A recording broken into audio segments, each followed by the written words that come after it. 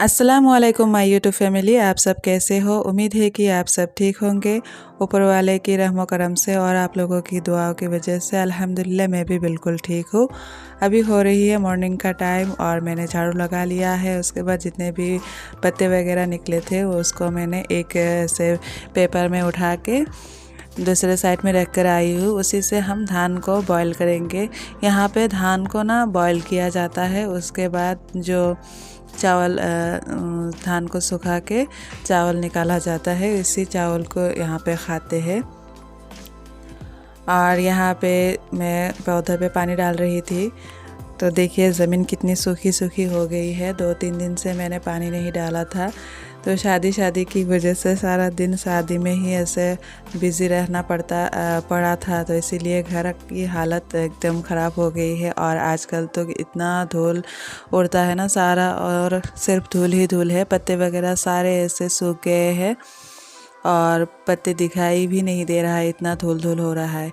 और अभी हमारा पाइप भी ऐसे फटा हुआ है, इसीलिए पानी पौधों में पानी डालने में थोड़ा सा प्रॉब्लम हो रही है। इसीलिए मैं बाल्टी से ला के ऐसे पौधों में भी पानी डाल रही थी और ज़मीन में भी ऐसे थोड़ा थोड़ा मैं पानी ऐसे छिड़काव कर रही थी ताकि थोड़ा सा धूल कम हो, क्योंकि हमारे यहाँ सिर्फ बालू मिट्टी है ना।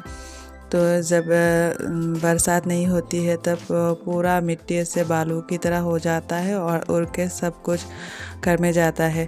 कुछ सिस्टर मुझसे बोल भी रही थी कि मेरे घर में धूल ज़्यादा होती है शायद, क्योंकि आंगन में बालू है। हाँ सिस्टर, इतनी धूल आती है घर में ना, हर एक चीज़ में धूल ही धूल होता है। सारा दिन मैं पोंछती ही रहती हूँ फिर भी।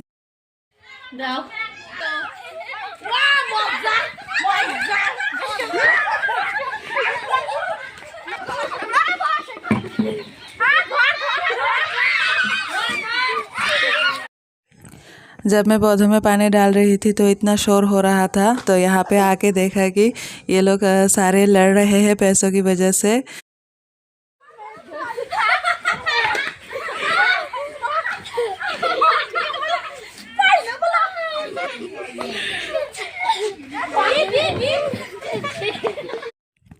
दरअसल जो शादी पे दूल्हे से पैसे लिया जाता है, सालिया जो पैसे लेती है, तो यहाँ पे सारे सालिया एक तरफ हो गई है और जितने भी भाभियाँ हैं वो दूसरी तरफ हो गई है कि उन्हें भी पैसा चाहिए।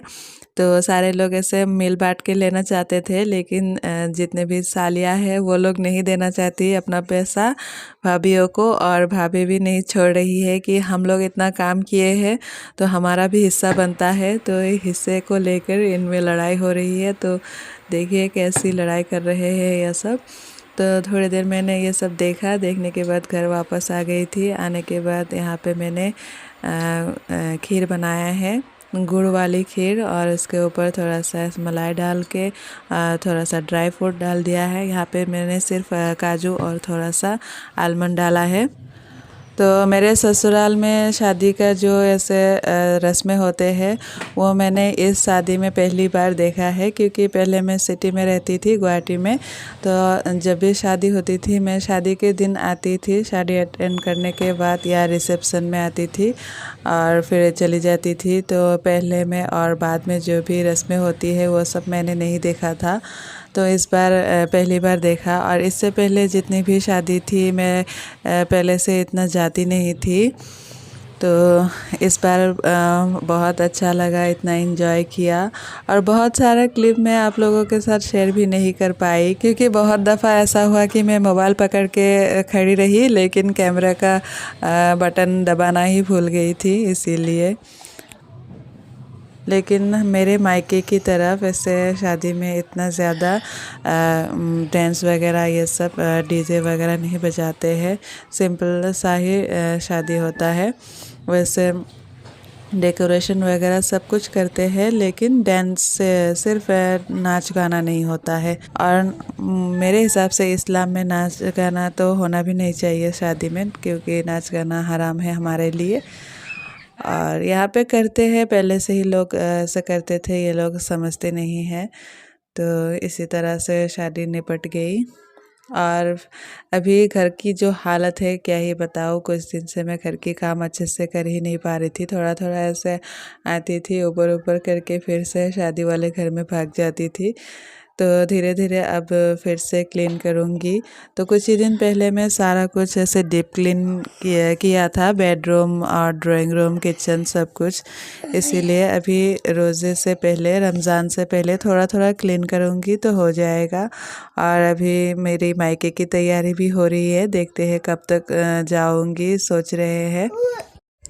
जाना होगा या नहीं अभी भी पक्का नहीं हुआ है, कंफर्म नहीं हुआ है, क्योंकि आयशा का एग्ज़ाम भी आ रहा है कुछ ही दिन बाद, और रमज़ान का महीना भी आ रहा है। तो एग्ज़ाम के बाद जो छुट्टी है वो रमज़ान महीने में ही होगी। और फिर मैं रमज़ान महीने में घर में जा भी नहीं पाऊँगी। और अभी मेरी जो छोटी वाली सिस्टर है वो भी आई हुई है, उसका भी एग्ज़ाम हो गया है।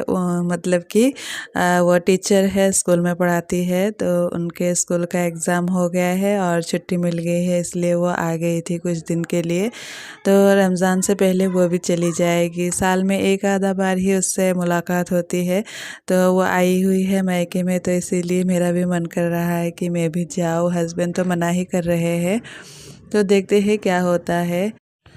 और यहाँ पे मेरे घर का बाकी का काम तो हो गया है, सिर्फ पोछा लगाना बाकी है। तो आज के वीडियो में इतना ही, मिलते हैं नेक्स्ट वीडियो में। अल्लाह हाफिज़।